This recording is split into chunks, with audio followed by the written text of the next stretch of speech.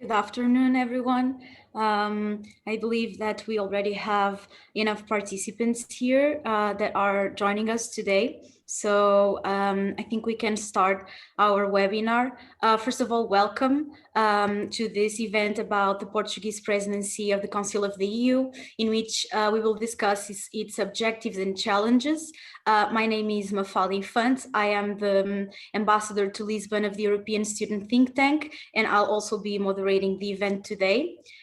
First of all, I would kindly ask you to keep your microphones muted during the event, but feel free to leave your questions or comments on the chat while we are discussing. As you know, this event is organized by 3 youth organizations, Portuguese organizations, which I would like to present you.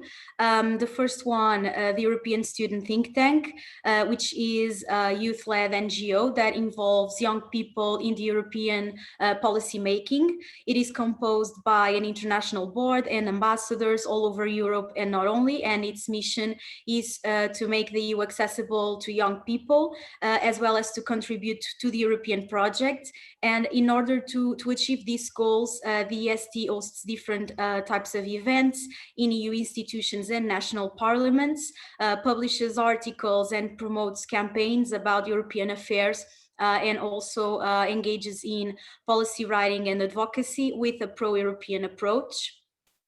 Secondly, the Nucleus of Political Science and International Relations from Nova University of Lisbon, which is a youth non-partisan and non-profit association composed by the students of the Department of Political Studies of the School of Social Sciences and Humanities of Nova University of Lisbon. Its main goal is to develop the debate, reflection, and the study of topics related with political science and international relations, by organizing on a regular basis different activities such as conferences, debates, and simulations. And finally, Orbis, the International Relations Studies Association, which is an association composed by young people between 18 and 30 years old, who are interested or study international relations. And so in view of the lack of Portuguese think tanks that cover the study of international relations, Orbis was created with the objective of contributing to the academic development of this subject, especially among young people and students. Thus, Orbis aims at creating mechanisms to awaken the interest of the next generation that will be involved in issues that will change the world. Thank you very much to all the associations involved in this event. And as you know, today's webinar is about the Portuguese presidency of the Council of the EU, which started on the 1st of January under a complex context, especially due to the COVID-19 pandemic and the consequential economic crisis, but also other challenges such as the new Biden administration, the relations with the UK, or even climate change. And so under the motto, time to deliver a fair, green and digital recovery, Portugal presented its main goals for this presidency, such as to promote Europe's recovery, ensuring the climate and digital transitions, to implement the social pillar of the EU, and also, among others, to strengthen the EU's autonomy while keeping open to the world. And so having this in mind, the goal of this webinar is to better understand the functioning of the Council of the EU and the importance of this presidency, its main objectives, and finally, its main political challenges. And to help us define and understand all these matters, we invited an excellence panel composed by Professor Francisco Pereira Coutinho, Mr. André Oliveira, and Professor Madalena Resende. Which I would like to present you first of all. So Professor Francisco Pereira Coutinho is a professor at Nova School of Law, as well as at the Institute of Social and Political Sciences, and he was a collaborator at the Diplomatic Institute in Portugal. With a PhD in law, Professor Francisco Pereira Coutinho is a specialist in international and European law. and today he will provide us an explanation about the Council of the EU, its functioning, and the importance of this Portuguese presidency. So thank you very much, Professor Francisco Pereira Coutinho, for joining us today and for contributing to today's event. Secondly, we have Mr. André Oliveira, who is a diplomat. He served at the central services of the Ministry of Foreign Affairs in Portugal, as well as at the embassies of Portugal in Estonia and Sweden.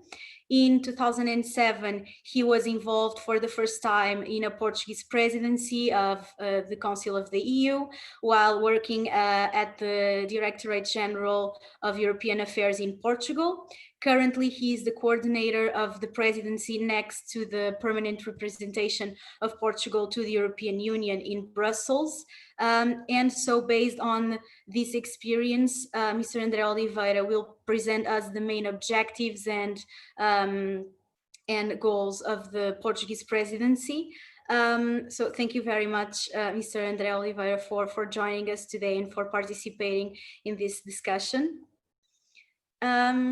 And finally, we have Professor Madalena Resende, who is a professor at Nova University of Lisbon and a researcher at the Portuguese Institute of International Relations, and with a PhD in political science from the London School of Economics. Professor Madalena Resende is a specialist in European Union affairs, Central and Eastern Europe, religion-state relations, with several publications on these topics. Professor Madalena Resende, thank you very much for being with us to discuss the main political challenges of the presidency. So finally, each speaker will have 15 minutes to present their main ideas about the topics I mentioned. And after that, we will have a 30-minute Q&A session in which speakers will answer the questions from the audience that you can leave on the chat during the session. And without further ado, I would just remind you once again to keep your microphones muted. And I would like to ask Professor Francisco Pereira Coutinho to start. Thank you very much. Thank you. Thank you very much for the introduction, Mafalda. It's such a pleasure to be here. And of course, thank you also for the invitation for NECPRI, Orbis, and European Student Think Tank. This is a wonderful organization on a very important topic for the country. The presidency just started this week, and so this is the time, the exact time, to talk about the council and the goals of the Portuguese presidency. I have 15 minutes. I'm mostly a EU constitutional lawyer, so I'm going to basically, frame you about the council, what it is, and what can we expect from this in the next 6 months. And this is important because we have basically 4 political institutions in the European Union. And there are 2 councils. So we have the European Council and we have the Council of the European Union, which is also known as the Council of Ministers. So this is very important to take into consideration. There are 2 councils, and we have the presidency of the Council of Ministers. And this is important. I'll go back to this later. And then we have the European Commission and the European Parliament. And of course, this is the political branch of the European Union. The European Union functions in accordance with the principle of separation of powers. So we have the political branch and we have the judicial branch with the Court of Justice of the European Union. I'm going to focus exclusively on the political branch. And in the political branch, of course, we have the executive branch and we have the legislative branch.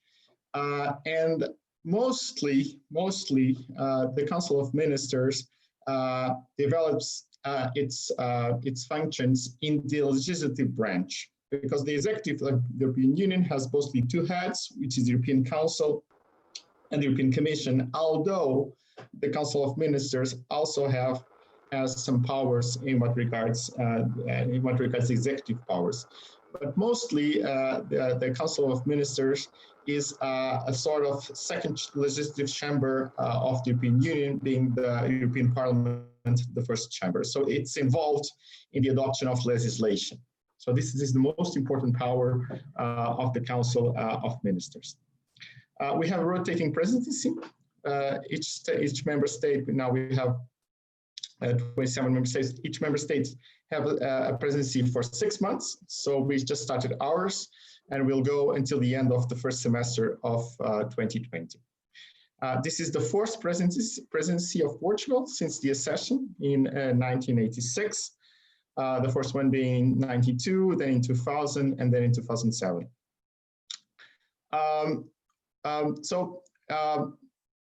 It has been almost 13 years since our last presidency, and only this number tells us a lot about the importance of this presidency. You have to look yourselves in 13 years probably to have another Portuguese presidency. And of course, this is the result of the enlargement of the European Union since our accession in '86. And it's going to be a big challenge to leave a mark on this presidency. Of course, I hope the best for Dr. André Oliveira in his mission, but it's going to be hard to leave a mark here because in '92 we have the signature of the Maastricht Treaty. In 2007 we have the signature of the Lisbon Treaty, and in 2000 we have the Lisbon Strategy, which was a big failure because the idea was to make the EU one of the most advanced and competitive economies in the world. We failed, but anyway, we had that strategy. It's going to be harder this time to leave a big mark because this is our first presidency after the entry into force of the Lisbon Treaty. And the Lisbon Treaty introduced a lot of constitutional changes in the framework of the European Union. One of them was to create the figure of the presidency of the European Council. So our Prime Minister is no longer the head of the European Council during this 6 months. And this, of course, takes off some lights from the presidency of the member states. So this is one of the big differences that we have from the past. Moreover, we have a presidency which is a part of a troika of 3 presidencies. So in order to have an uniform functioning of the Council of Ministers, the Lisbon Treaty introduced a program, 18 months program for 3 presidencies. So we are basically in the middle of this program that started with the German presidency last semester, and then we have the Slovenians until the end of the year. And our program is limited by the program that was adopted by the European Council. So many of these priorities are priorities that were decided a year ago, basically. And this, of course, is something that limits also our discretion to choose topics that may interest more our foreign policy. Moreover, after the Lisbon Treaty, we lost also the presidency of one of the formations of the Council. So this is a Council of Ministers. There are several formations in the Council. So there are several Councils of Ministers, and one of them is for external relations. And here it's the High Representative who is heading this formation. And this is important because this is one of the formations of the Council that is more involved in executive action. And we don't have that presidency because it's a permanent presidency for the High Representative. And moreover, another difference from the 13 years ago is that now we have the Eurogroup. So the ECOFIN formation that it's going to be headed by our Minister for Finance is somehow limited by the fact that now we have this informal group that it has its own president. Until a while ago, it was presided by the Portuguese Minister for Finance, Mário Centeno. And also the Eurogroup has a lot of importance and of course, sheds some light of also the European Council. That being said, there is a lot of things that the Council of Ministers also is going to do in the next 6 months. And probably that's going to be the focus of the presentation by my colleague Madalena Resende and also Dr. André Oliveira, for instance, in what regards the fight against COVID. And one of the things that's going to be more difficult, I think, in the next 6 months, I don't know if André Oliveira is going to speak about this, is that it's going to be a presidency that's, at least for the coming months, going to be on Zoom. And in this means it perhaps going to be difficult.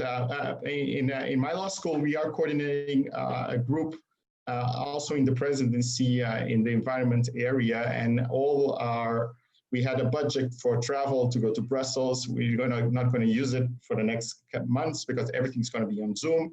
And then I don't know how that's going to affect the way the presidency is going to develop. But this is something that's transversal to all our daily lives these days. But I was saying this, and this is really important, although our presidency, because of this constitutional framework that's very different from 2007, of course, it was always going to be different from that period. Still, it's very important because probably the Council of Ministers is one of the most, it's the most important institution in the European Union, because basically nothing happens in the European Union that doesn't go through the Council at some point. And this is extremely important. Any law, basically, mostly any law that is adopted by the European Union has to go through the Council. And also many decisions, executive decisions, also go through the Council. We had this discussion in the last week in Portugal about the appointment of someone, and that person was appointed by the Council. So all this discussion in the Portuguese media for the last week is a discussion about the decision of the Council. Also, in what regards international treaties, the mandate that the Commission has to negotiate international treaties has to go through the Council. The decision to adopt international treaties has to go also through the Council. And of course, these days, most of the decisions of the Council are made also with the European Parliament. This is also something that the Lisbon Treaty has intensified, the idea that we have a co-legislator, the European Parliament and the Council of Ministers. But this shows how important the Council is in the European Union. The European Union is not a state. I don't think it's an international organization. It's something in between. And the role of the states is absolutely crucial. And in negotiations with other supranational institutions, such as the European Commission and the European Parliament, the Council has this pivotal role, because of course the member states are still sovereign, and of course every legislation has to go through the member states, although it's not an international organization, because most of the decisions in the Council are made by majority, although 80% of them actually are taken by consensus. So it's one of the most intense negotiation for in the European Union, and in the next 6 months we will be heading all the meetings that are going to be taking place in the Council of Ministers. So that put us in the spotlight in the European Union in the next 6 months. And this is an opportunity we're going to have only in 30 years time. So this is something that we should grab with both hands. So I'll leave it here, and of course I'll be back for the Q&A. Thank you. Thank you so much, Professor Francisco Pereira Coutinho, for this overview of the Council and the Portuguese presidencies. And I would now give the word to Mr. André Oliveira, that will tell us about the Portuguese goals for this presidency. Thank you. Good afternoon. Thank you so much. I'd like to thank first and foremost to the European Student Think Tank and to Mafalda, namely to NECPRI and Orbis for organizing this very timely webinar. Thank you for having kindly invited me. I'm very honored to share the panel with such distinguished guest speakers as Dr. Francisco Pereira Coutinho and Dr. Madalena Resende. So just to warmly greet all of you and say best regards from Brussels, and take the opportunity to wish you all a very happy and successful new year. So before starting elaborating on the priorities of the Portuguese presidency of the Council of the EU, I should stress that as a presidency, we will be, of course, an honest broker, a bridge builder, and we'll try to reach compromises in as many dossiers and portfolios as possible. As Dr. Francisco Coutinho rightly mentioned, Portugal will be at the helm of the Council of the European Union for the fourth time. So the first was in '92, but actually this will be the first time that we'll do it after the Lisbon Treaty. And as Dr. Francisco Coutinho also mentioned, it will be more difficult now to leave a mark. Indeed, as our ambassador used to say, we'll have more work now and less glory, most likely. Then that we could mention a number of important dossiers and portfolios that our German colleagues managed to approve, namely the multi-annual financial framework and the next generation EU. So we inherited these dossiers from Germany, and we hope to leave a legacy to our Slovenian colleagues in this regard. So our presidency is very much focused on the implementation. So our motto is time to deliver. So we'll try to deliver as much as possible. So formally, we started the presidency indeed a few days ago on the 1st of January, but actually this work, all the preparatory work has started a long time ago, several months, even years ago, or 3 years ago, I would say. First and foremost, we have a spoiler alert, COVID. It indeed hampers much of our initiatives, and just to give you a rough number, we will organize around 2,000 meetings here at the council buildings in Brussels and also in Luxembourg. So in principle, they would all be physical meetings, so-called physical meetings, with the attendance of the delegates of all the 27 member states, but we had to change a lot of them to virtual meetings. So for now we have a mix. So we had to draft a kind of an A plan with these 2,000 meetings being physical, then a Z plan with all virtual, and then we'll manage somewhere in the middle. So this week we have started, so we have already several meetings, include physical. Today we had the first meeting of the EU ambassadors in Coreper 2 and Coreper 1 formats, and everything started very well.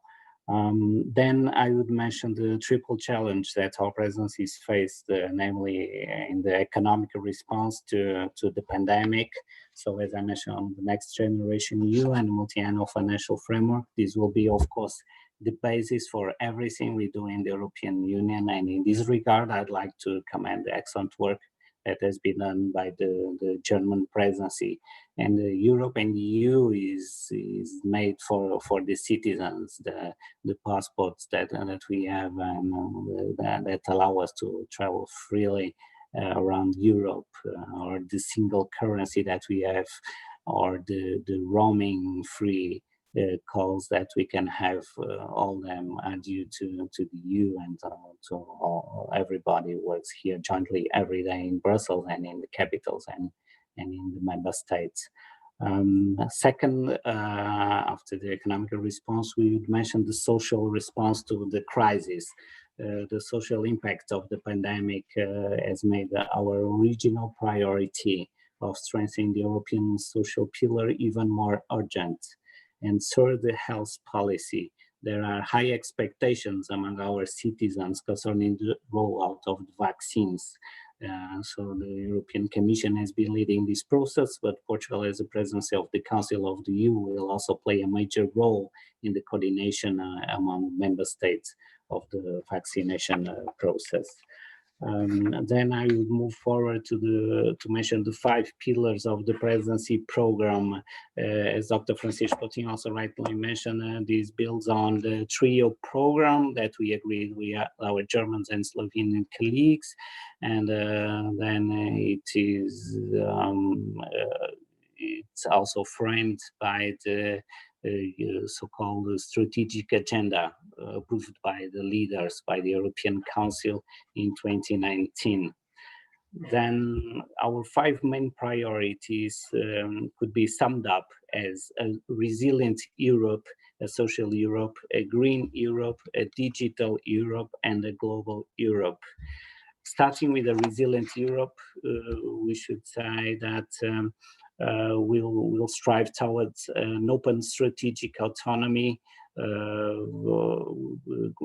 making sure that Europe has the basic financial tools to respond to the current crisis and recover economically. So much of the implementation of what was agreed by the leaders in July and then revised in December is implemented. With the same goal in mind, we would stress the need for a dynamic industrial strategy, promoting value chains in an open economy and support to the small and medium-sized enterprises. Based on the lessons learned from the pandemic, we'll try to explore ways to strengthen our common health policy. And of course, the EU's resilience lies on very much on our fundamental values. Also, just to leave a word on migration and asylum, as you know, Pact on Migration and Asylum was recently promoted by the European Commission, and now it's under discussion in the Council. And so we have been working hard also to achieve some progress. As you know, it's a very divisive dossier, so we'll try to progress as much as we can. Then on the second pillar, I would mention the social Europe and the reinforcement of the European pillar of social rights, making sure that no one is left behind. And this is of utmost importance given the current pandemic context. The social impact of COVID has reinforced this even more, and we are keen on promoting a social market economy, and we'll hold a flagship event in Porto in May 2021, a so-called social summit, building also on the results of the social summit that took place a few years ago in Sweden, in Gothenburg. Under this pillar, our priorities will be focused on employment and jobs, equal opportunities, inclusion and diversity, social protection, and health. As for Green Europe, we would like the EU to remain a global leader in climate action. As you know, the climate law is under discussion. There is already a mandate of the Council trilogues. So the meetings between the Council, the European Commission, and the European Parliament have already started. So we'll soon hold the third trilogue regarding the climate law. And it's indeed a top priority for us, and we plan to organize, if conditions allow, a high-level conference on climate change. Then the fourth pillar is digital Europe and digital transition. So one of the good things of COVID, if we may say so, is that it really gave a strong push to digital transition. And perhaps 1 year ago, we could not imagine to have so many virtual meetings, or just to be able to gather from different places and still to make the work move forward. So in this regard, we should say that diplomacy is made of personal contact. That's a cornerstone of diplomacy, and no virtual meeting can ever replace it. According to a survey, a study that the Council made a few months ago, it was possible to conclude that the productivity of a virtual meeting is only 1/5 of a physical meeting. So it means that we need 5 virtual meetings to achieve what we can have with 1 physical meeting. And this is something that we should have also in our minds and will help us to manage also the expectations throughout our presidency. Digital transition is a strong driver of sustainable economic recovery and opens a unique opportunity to strengthen the single market, to foster the competitiveness of the digital single market, and will pay particular attention to the international connectivity in the framework of the European digital strategy and Europe's digital autonomy. Fifth, last but not least, on global Europe,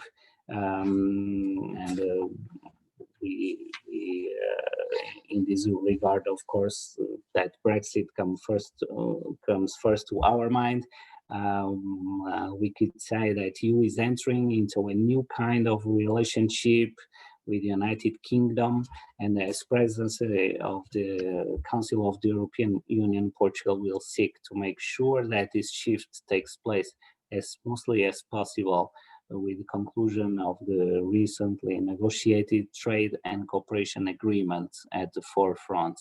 We'll also continue to monitor the implementation of the withdrawal agreement, namely in what regards citizens' rights on both sides of the channel. And of course, we are also keeping in mind that under a national perspective, that there are over 500,000 Portuguese living and working in the UK, and a considerable British community living in Portugal. Moving to another continent, I would mention India as the largest democracy in the world, a growing economic partner for Europe, a country which we feel needs to move to the top of the EU's global agenda. We could add that India is, according to the data I have, the world's biggest vaccine producer. So this even brings an extra added value to the relationship that we can foster between the EU and India. And on a geopolitical level, there is also growing awareness in the EU of the importance of the Indo-Pacific region. This is why we are planning to host a meeting of EU leaders with Prime Minister of India, Modi, in May. It will also take place in Porto. And we want to give a new impetus to this relationship to go behind climate, digital, and trade, and we strongly believe we can develop a win-win relationship between the EU and India. We also look forward to the prospect of a more vibrant transatlantic relationship with a new US administration, and to find avenues for cooperation with the new administration that will also help us to bring the European Union and NATO closer. As you are well aware of, EU and NATO headquarters, they are very close in Brussels, maybe only 10 kilometers one from each other, but politically that has not always been the case, unfortunately, in the last few years. So we hope that we can bring the EU and NATO close, and it's also a task worth exploring. On Africa, the starting point is very simple. Our dialogue with that continent cannot be just about migration, but about much more than that. Geography is the destiny, and so we are natural partners, Africans and Europeans, and so energy, trade, investment, digitalization, there are so many avenues for cooperation, and we have to be in a condition to have a full-scale EU-Africa summit in Brussels during 2021. Just a word on trade. Europe is indeed a trading powerhouse, but there is no global Europe without trade, and developments of EU-trade relationship also lie at the core of our presence. We want European Union to stick to its existing committees and also to move forward as much as possible regarding the Mercosur agreement. A word on the Conference of the Future of Europe. We'll have to build on what has been achieved. As you know, the Council has already a mandate, and we'd like to have an independent personality to lead this conference. This conference to be EU institutions should participate on an equal footing and to promote or following a policy first approach. So I would end my intervention recalling the motto of our presidency: it's time to deliver, so it's time to act. So we start acting formally 8 days ago, and we have 6 more months ahead. So thank you very much, and we'll be happy to take on all the questions you wish to raise. Thank you. Thank you very much for presenting the Portuguese priorities for this presidency, and I would like also to wish you the best for your work in the next 6 months. And I would now give the word to Professor Madalena Resende that will discuss the main political challenges of this Portuguese presidency. Thank you very much, Mafalda. I hope you hear me well. Can you hear me well? Yes, we do. Everything's fine.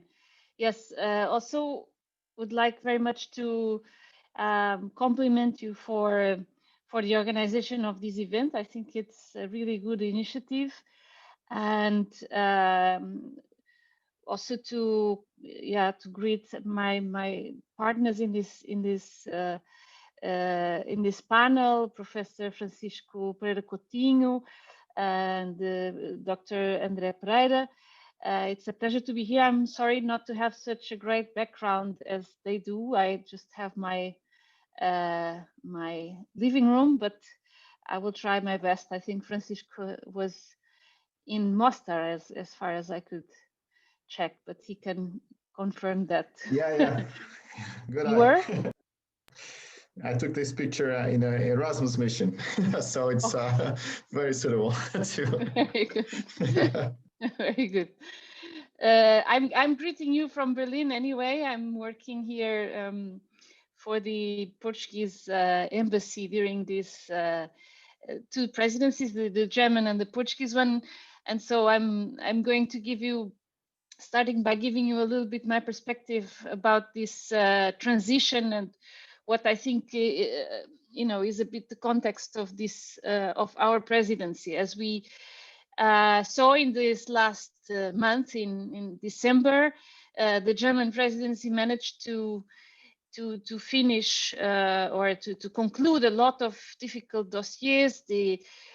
First, the whole conflict around the mechanism on the rule of law linked to the recovery package. This was of course an important achievement by the Chancellery and by the Ministry of Foreign Affairs here to negotiate with the Eastern European countries, and I think for the first time showing really some toughness against I think a lot of this attitude of bluffing by Hungary and Poland. So I think this was, from my point of view, a good achievement. Then Brexit, of course, as well. In the last days of the year, finally we get a Brexit agreement. This is also very good news for us, because it means that this really bad cycle that started in 2016 with the Brexit referendum is somehow came to a close, and we can move on to better things. And also, obviously, the victory of President Biden in the US gave the Europeans a big hope for a new transatlantic partnership.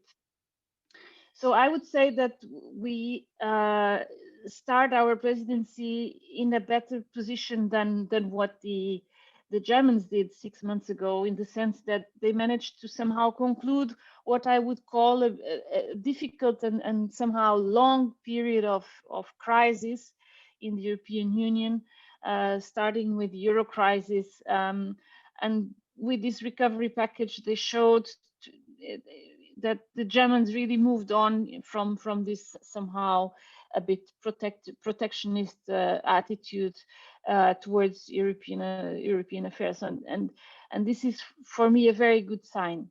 So I think there are, although I agree with Francisco that and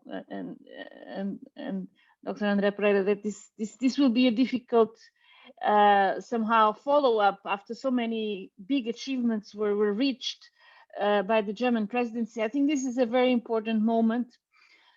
We see, I think, three big challenges starting with our presidency. I'm not saying that we will solve them all, but I believe that the starting months, despite these terrible pandemics and the challenge of vaccination being very much at the forefront of the government's worries, there are big question marks. The first is obviously whether Europeans will respond adequately to the invitation of the Biden presidency to launch a new transatlantic partnership. It's not clear whether the Europeans are really decided to do that, because although everybody was very happy with the election results in November, there has been a lot of hesitation, especially here in Germany, to give clear signs that we are on the side of Americans when it comes to concrete policy steps. And in particular, in the last month, Chancellor Merkel showed, a lot of goodwill towards China, towards Russia, and this isn't, I would say, the best signs for the incoming administration. So this is, I think, one of the first challenge we have. The second is really also taking into account that Brexit has just been somehow decided, is to initiate the recomposition of the relations between Germany, France, and the Great Britain. I mean, the big three powers in Europe.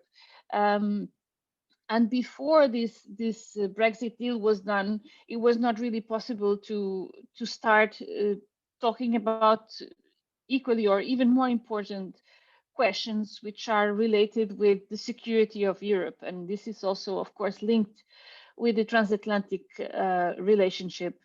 And here I would say that, as Dr. André Pereira said, the big question is whether we will be able to take up the challenge that President Trump made so obvious, which is that Europeans have to own up to NATO and have to Europeanize NATO, because the US is not, for this, this is not anymore the priority of the United States. The United States has made its priority the Indo-Pacific region, the containment of China.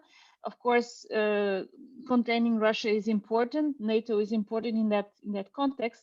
But for them, the Europeans are only interesting if they are really committed to contribute to the security of the world and to the containment of China. The Europeans are not interested just because they are traditional allies. They are interesting because they could become together in this Atlantic alliance, the core of the new international liberal order of democracies. Because, as we know, that's the ultimate goal of the Biden presidency, is to create an alliance of democracies that sustain this liberal order, excluding Russia, excluding China, and other non-compliant bigger states. So this is a very important moment that, of course, is not only up to us, obviously, but it's an opportunity for Portugal to exercise its very traditional Atlanticism and also dialogue capacities with other parts of the world, be it in this case India, that is also a bit atypically interested in strengthening relations and partnerships with Europe, also with this same goal. And so if we manage to be of use in that respect, that's also very important.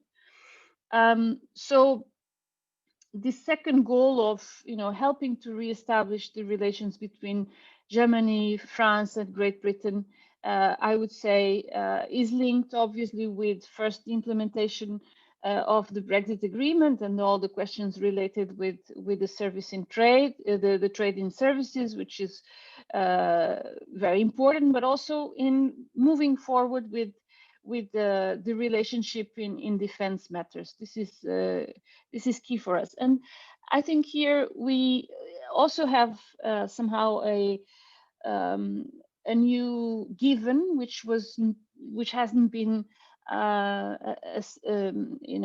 very stable variable in European affairs, which is that in the last year the German-French relationship has very much been improved and strengthened.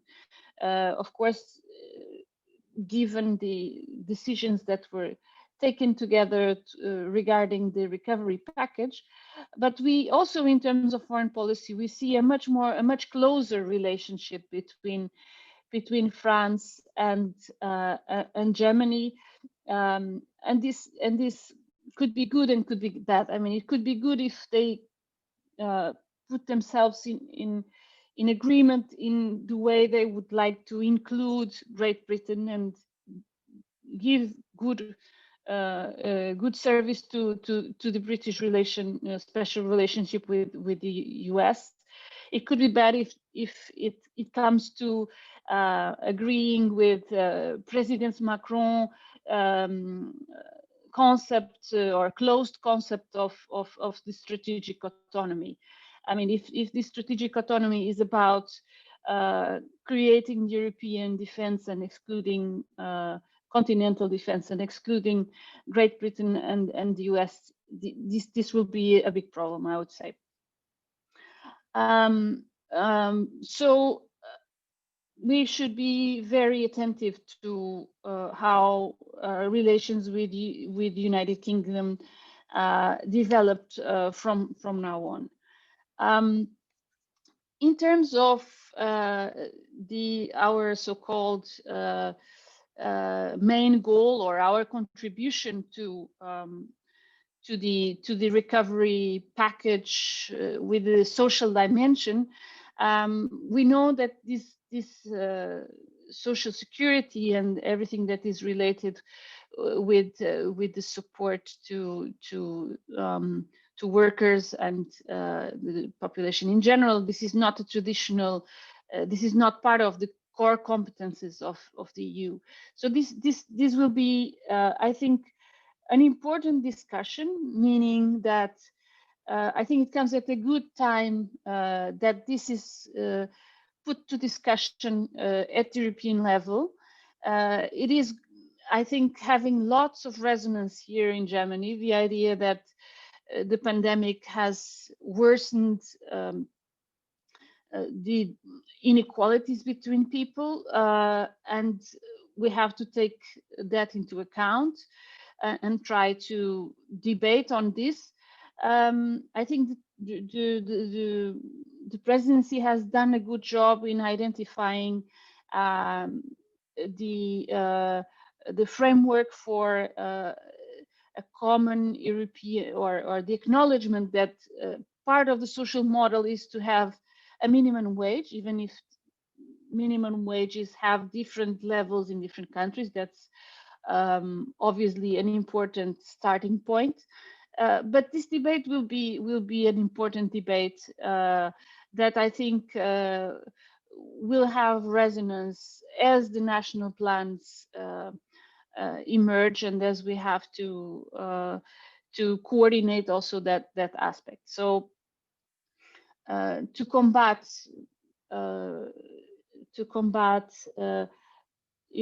extremism, this concept of social cohesion is an important one.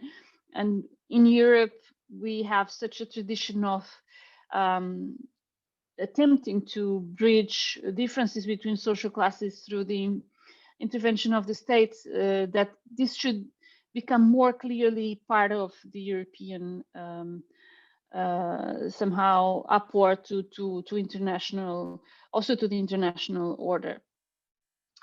I think I am more or less done with my time, right?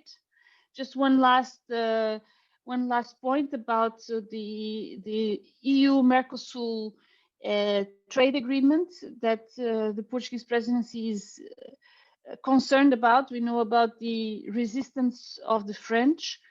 We know that French presidency will take place in the first semester of 2022.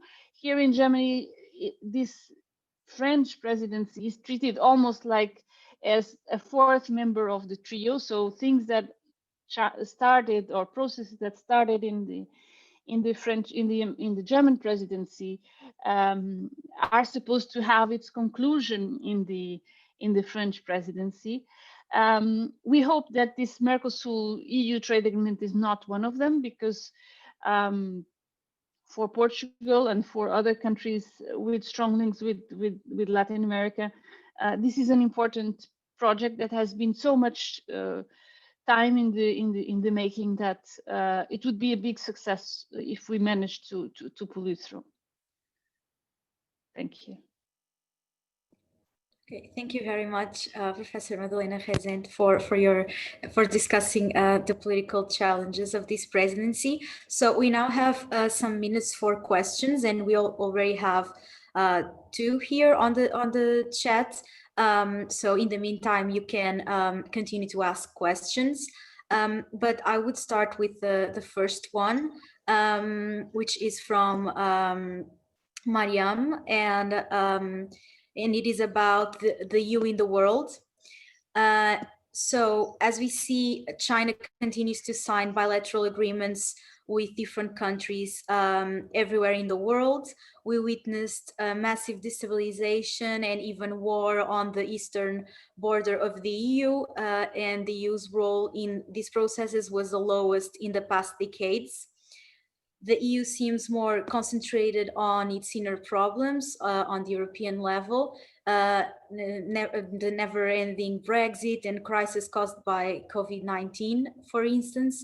On the other hand, Russia strengthens its positions in the shared neighborhood region. So the question is, what will be the EU's role and its agenda? What should we expect in the following year and years in this regard? So I don't know which one of you would like to start, but feel free to start answer this question. Maybe Professor Madalena, if you would like to start. Yeah, maybe just reinforcing a little bit what I have just said, that this is it's a crucial moment because of the opportunities given by the Biden transition. And if Europeans do not take this seriously, in the sense that we don't know what's going to happen in 4 years, maybe a retrocess of a return to something much less amenable to our values, goals, and strategies, we could really miss. I would say, the opportunity to keep the US engaged and use this time of engagement of the US to transform international institutions, without which Europe is more or less lost in the world, in its role in the world. I mean, Europe, it has become clear that without the US, Europe cannot sustain these institutions. They have been have been degrading quickly, be the World Trade Organization, the Health World Organization, NATO, etc. So if we don't take this time to rebuild these institutions together with the US and reclaim them from China and from the aggression of Russia as well, we can be in big trouble, I'd say. I just like to add something here, and a part of the question is, I think, is pivotal, which is the situation in the Ukraine, which is crucial for us. The Ukrainian problem is basically an European problem. It started when we backed a revolution in the Ukraine, and then it ended with the annexation of Crimea by Russia. And one of the things I'm very attentive to is to see how the sanctions on Russia by the EU will unfold in the coming years. And this is something very, very interesting, because it's something that we need to be in agreement in all member states. We are in Portugal, far, far away from the Ukraine, so we tend not to think about this issue, the issue of the border. And our external borders are there. And this is still a very problematic issue that we didn't solve, and I don't see it referred to anywhere in the goals for our presidency regarding the relations with Russia, and specifically the situation in Ukraine. So I would like to see some clarity there. And because, of course, there will be elections in some member states in the coming years, and the relation with Russia, I think it's absolutely crucial in the definition of what is to be an European, and specifically the European Union.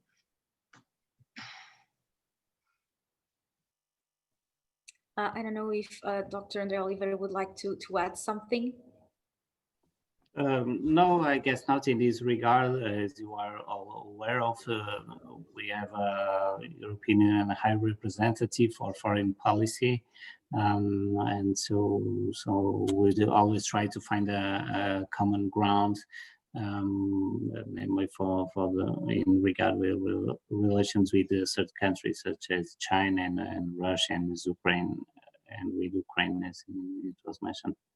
So the goal of the presidency here will not be as prominent as in other dossiers. As a presidency, of course, as Portugal, we always have a very constructive approach and in this regard. Thank you. Thank you. So in that case, I will now move to the second question from Alex.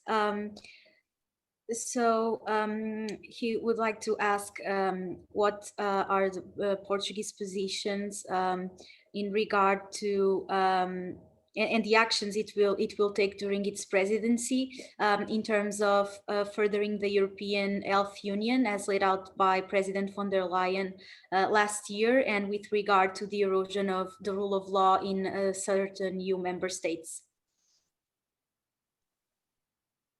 Whoever wants to start. Well, if you allow me to, maybe I can say a few words. It's a very good question. Thank you, Alex. Namely on the European Health Union, of course, it is of utmost importance nowadays. There was a big push indeed by President von der Leyen in this regard and in the current pandemic context, and it's something very tangible that our citizens will feel its positive and impact as soon as some decisions are taken in this regard. So our working parties and council formations regarding health, we also have, as you may know, a so-called mechanism of political response to the crisis, namely to deal with COVID, and it's an extremely active working party that has a very close coordination and cooperation with the European Center for Disease Control based in Stockholm.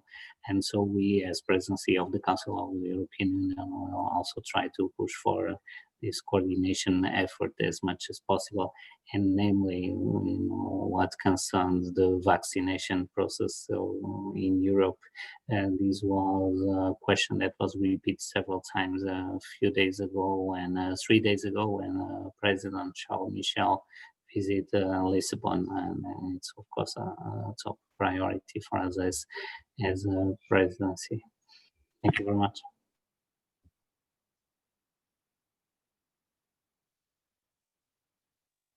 If the other speakers want to add something, feel free.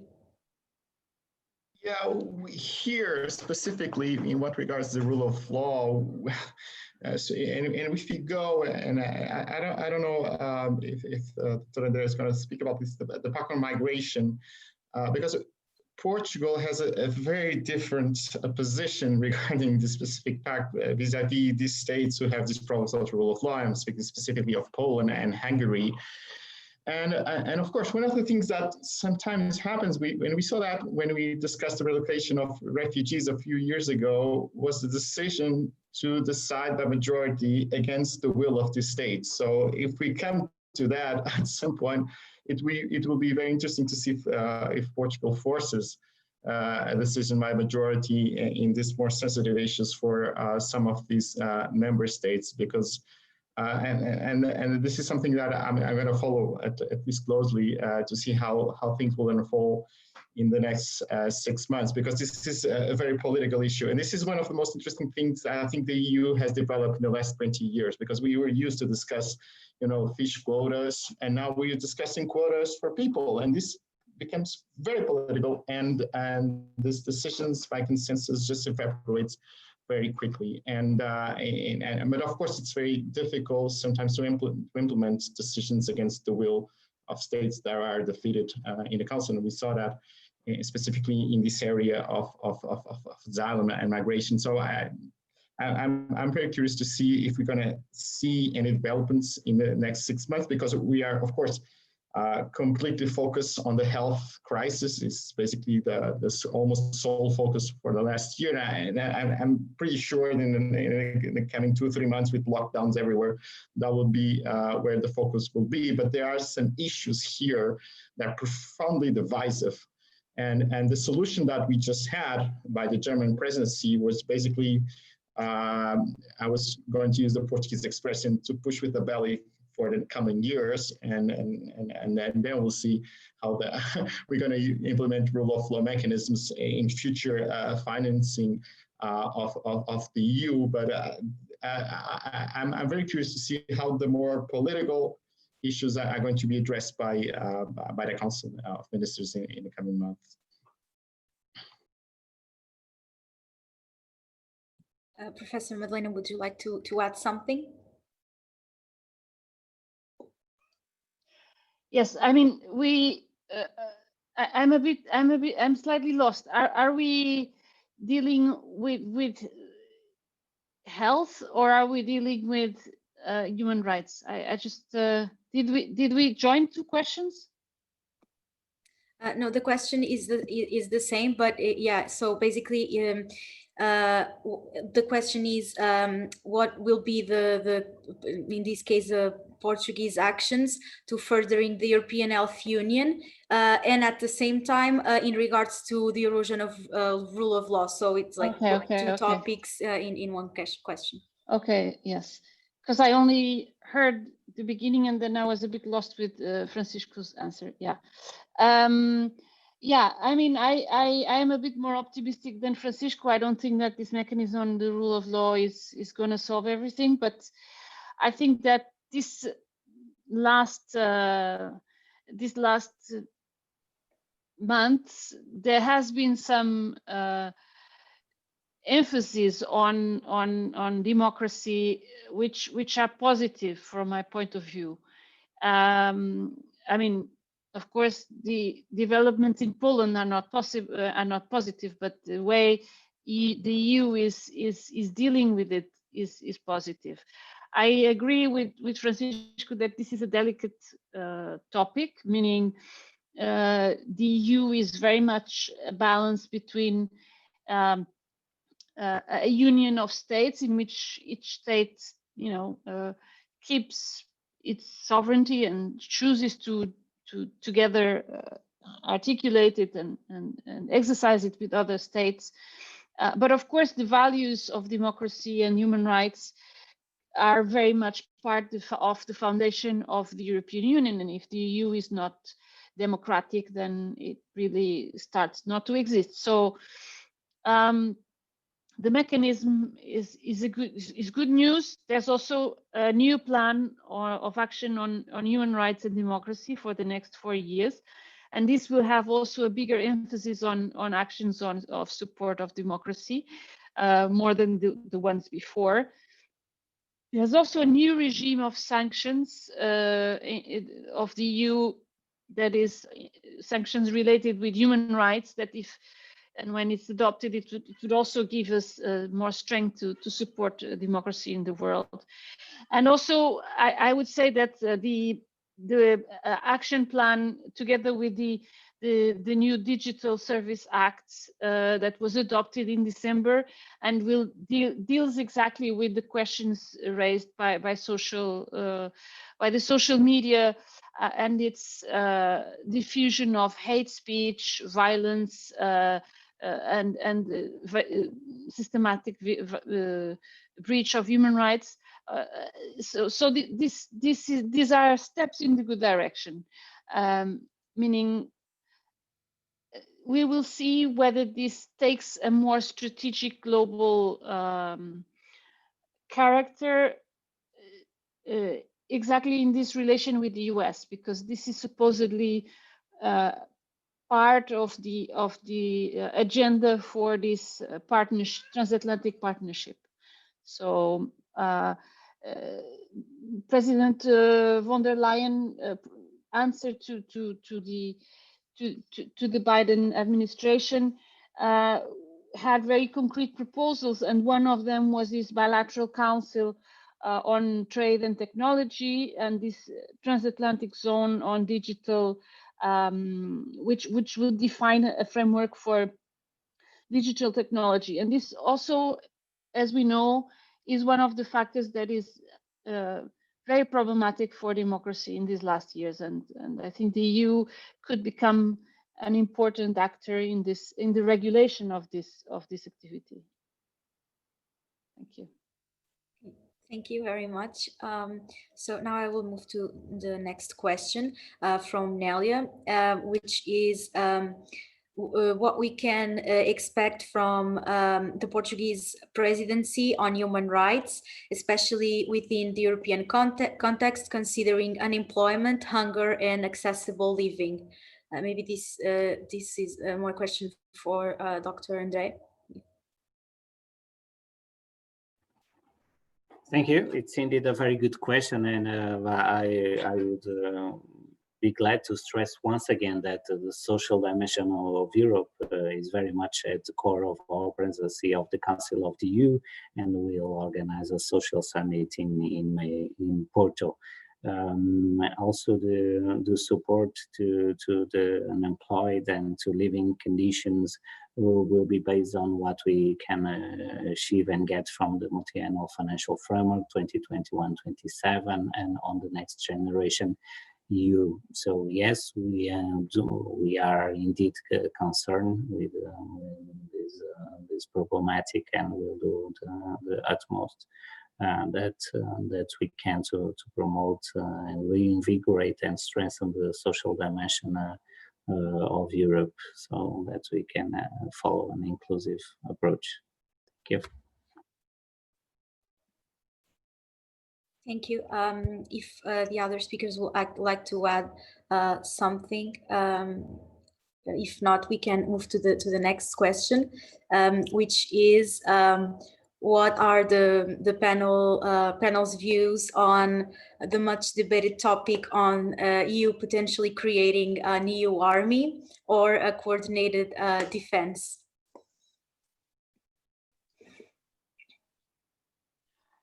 Yes, I think that here there's a lot to do. I mean, there has been a lot done since Brexit happened. There was a joint German-French initiative to move forward with common defense, common European defense. Of course, the French want it very much as an independent or somehow independent from the US. This is a debate that also took place in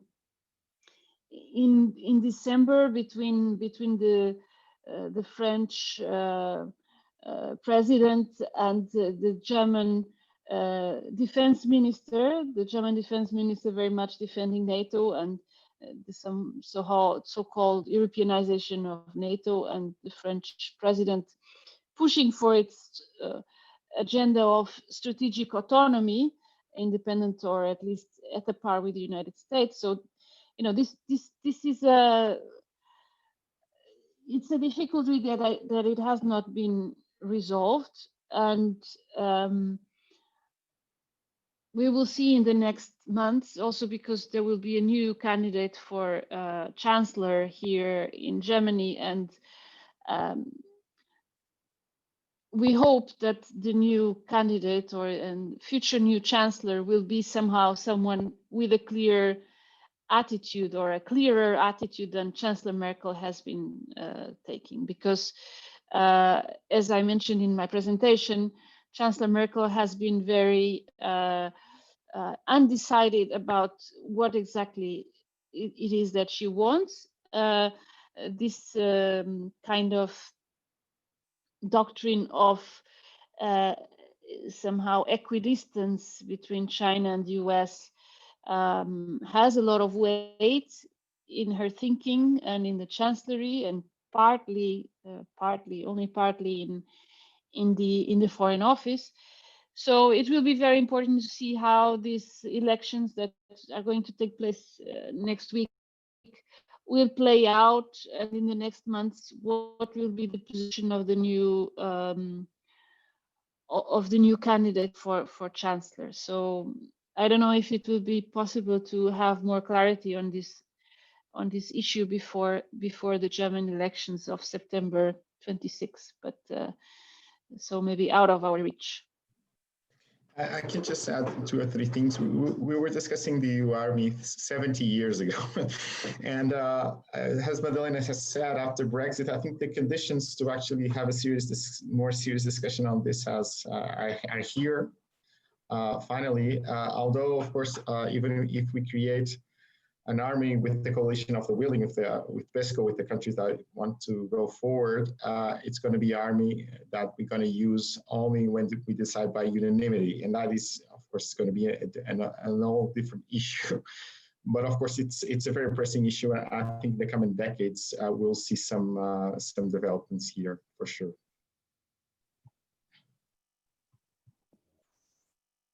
Okay, thank you very much. Now I have another question, maybe for Dr. Andrea, which is about how this presidency will deal with the topic of poverty in third world countries. Thank you very much. So building on the European social model and on our exchanges and partnerships with third countries, so we'll try to foster as much as we can the relations, and namely through the work of the High Representative in this regard, and so that we can have a cooperation with these countries on an equal footing, a truly cooperation relationship, and not as much as used to be in the past on fight against poverty, but trying to address the root causes of this poverty and positively contributing to the development of these countries and the economy and its economic growth. Thank you. Yeah, just one word. I think the most pressing question will be, of course, the vaccination and how vaccines will be distributed, and whether the Western world will emerge as a bit of a hoarder of vaccines, and there will not be enough for the rest of the world. So I think here, it's very important that Europe and the US move quickly away from this vaccine nationalism. We know that everybody is very nervous right now because the pandemic is raging and vaccination, there are not enough vaccines for the moment, but I would imagine that if in a few months this will be very different, and if the approach continues to be the same, this is disastrous for the world, because the Western world will be reproached for being very egoistic.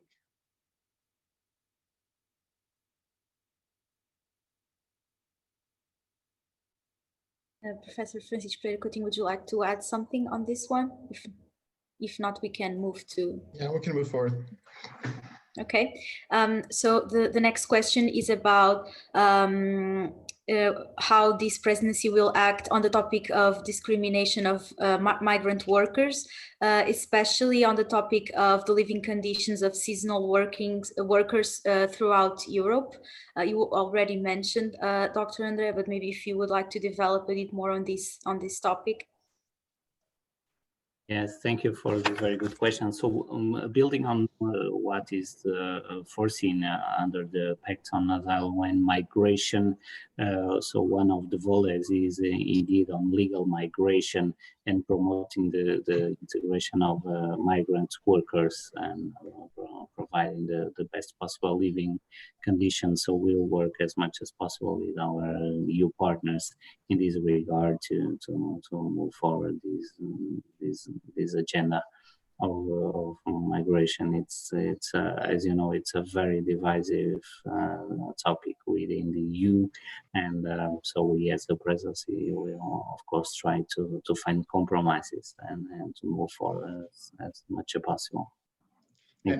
Can I add something here? Madalena's praised a lot the German presidency, but they failed miserably during the summer in the coordination of measures regarding borders. They failed miserably. We have member states deciding randomly to close and limit the flows of people around Europe during the summer. And this is a challenge also for our presidency in the coming months, because we are experiencing again a lot of lockdowns, and a thing that the Council can actually do in the ministers is actually to try to coordinate common measures regarding especially the Schengen space, and this is something that we can do as a Portuguese presidency to try to get everything on the same page, because the next coming months are going to be very hard.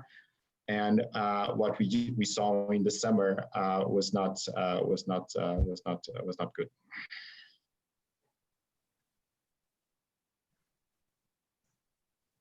Professor Madalena, would you like to add something on this one? No, okay. I think, yeah.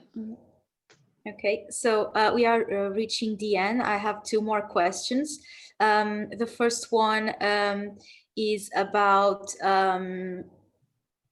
what won't most likely Portugal achieve in this presidency. So what are the Portuguese goals within reach? So what are basically I believe the question is about the more challenging topics that the more challenging issues that Portugal will face, and the ones that won't probably be reached in terms of its priorities and goals.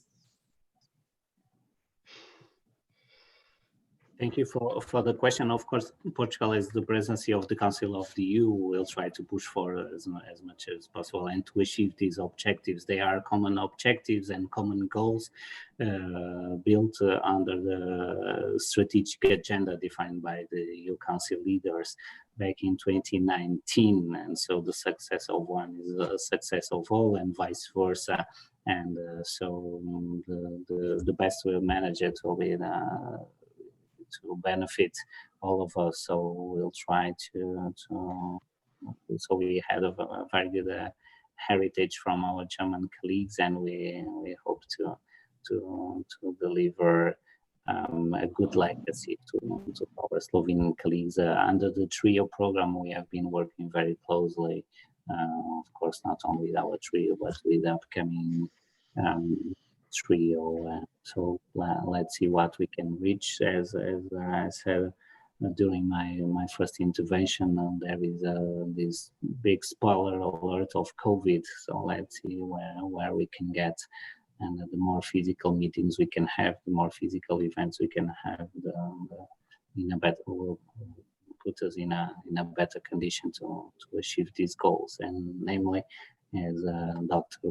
Francisco Coutinho and Dr. Madalena Resende rightly mentioned, the vaccination process is at the very core of all this process. And if we succeed, and let's say if in summertime we are almost back to normal situation, so maybe that would be one of the best results that we could have indeed. Thank you.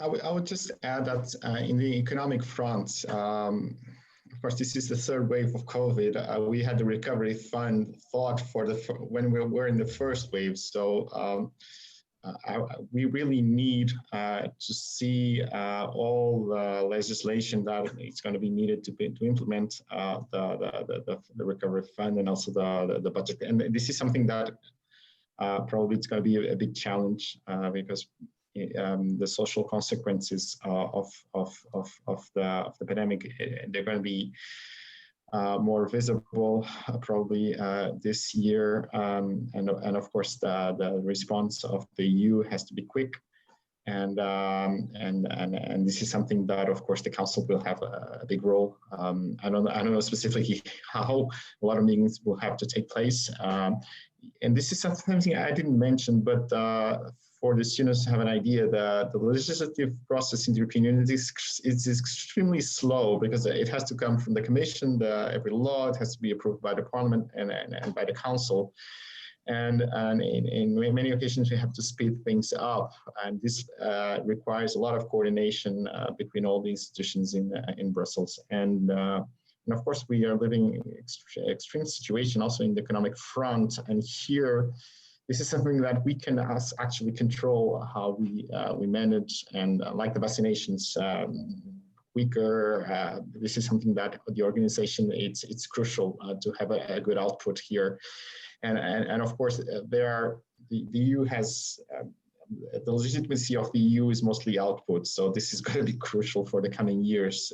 We saw how von der Leyen is one of the most popular politicians in Europe for the first time after the law, probably because of the vaccination process.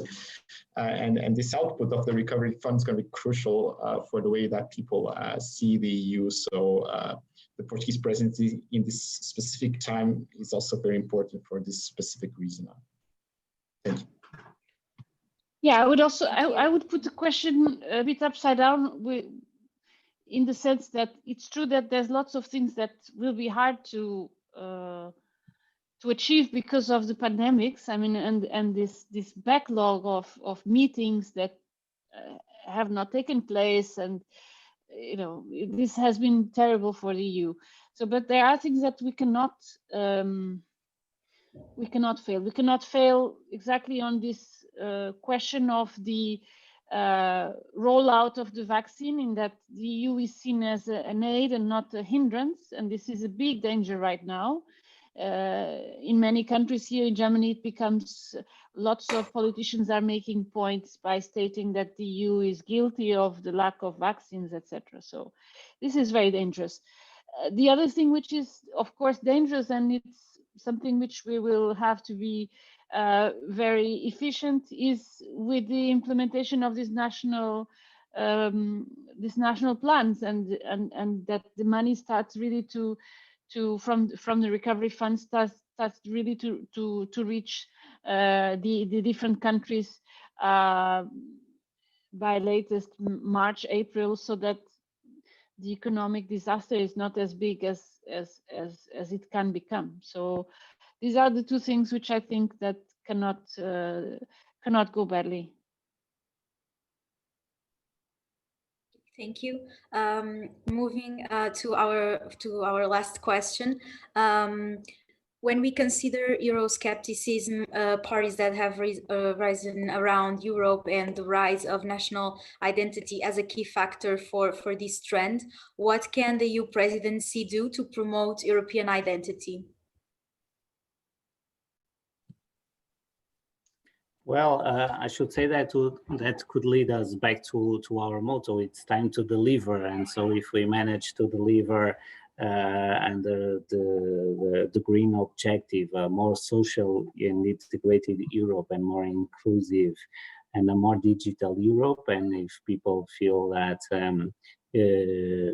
Europe is really their home and does something for them, and namely, as mentioned now, for instance, during this vaccination process, so that soon we'll be able to go back to our normal lives. Maybe that's the major achievement we can have, and we should all feel that Europe is us, and each of us can do its part. And Portugal is here at the helm of the European Union, but of course that in each Portuguese and each European can also give its positive contribute. And I take this chance also to kindly invite you to follow our activity in Twitter, Instagram, in our website, and also to become part of it. And if some of you will think in the future to join the diplomatic career, I would say that it's really a privilege. And thank you so much. This is a very tricky question, given that it's more a concern for the Commission and the European Parliament, given that national entities are the protectors of national entities, of course, are the member states in the Council, and the European Union also respects national identities. We don't want to replace them. They're crucial and part of the EU is. But of course, we discussed this previously when we discuss our relations with Russia, the question of migration, the rule of law, answering all of that in the way that we discussed here is the best way to promote an European identity and to see who we are and or not. And this is the discussions that we should implement this kind of policies, and that would be the answer for the European identity.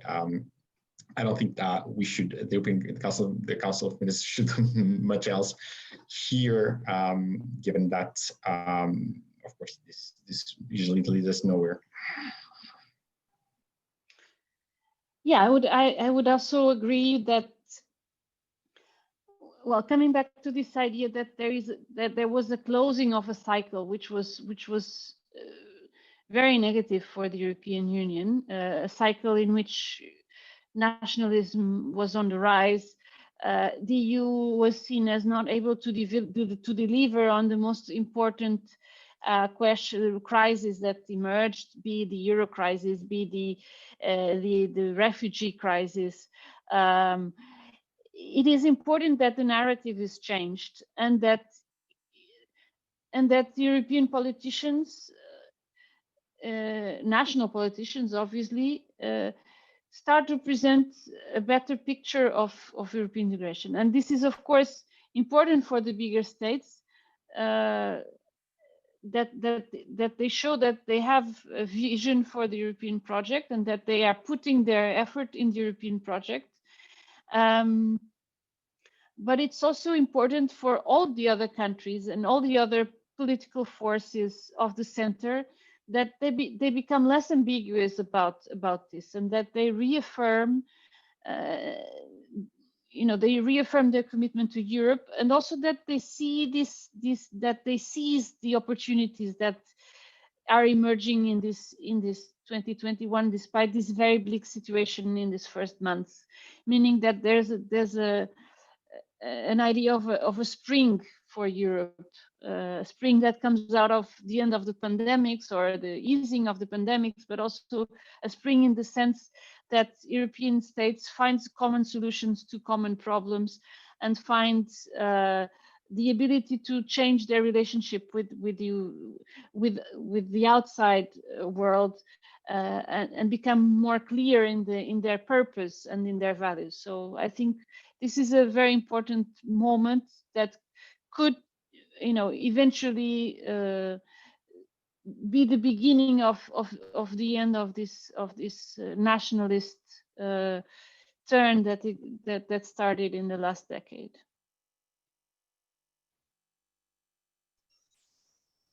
Thank you. I believe we reached the end of our webinar. I would like to thank our three speakers for contributing to this discussion. I would also like to thank the European Student Think Tank, Orbis and NECPRI for organizing, and all of you that participated and that asked questions. Thank you very much. Have a good weekend, and hope we meet each other in future events. Thank you. Thank you very much. Thank you. Bye-bye. Bye-bye. Thank you. Thank you. Bye-bye. Ciao. Ciao.